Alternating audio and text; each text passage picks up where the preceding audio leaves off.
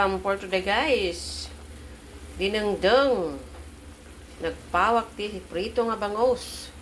Tapos ikaktibog goong kasya ay na Diyos mayo. Nagbanglaw. Agimas si kayaw.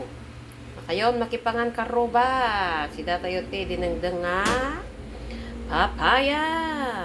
Kuna ano bati dyan sabaw na apo mangiteng-teng magayamang nun kumadang ninanang ko pinaguntan na kaon. Madi na kahit tikas to yung nga dinengdeng. Tapos ikan tayo ti papaya kasyay. Ang laban tayo pa kasyay. Pakuluan natin para lumabas yung lasa ng bangus. Astoy apo tag dinengdeng dapat basit ang sabaw na. Dako mati saluyot nga man nakagatang. Daytan ipis tayo ti papaya apo. Kalitoy ti sida unti na kurapay. No, sida ka tikas to yung nang kaag. Ay na amom tinaimas kan saan. Astoy apo ti sida unti na panglaw.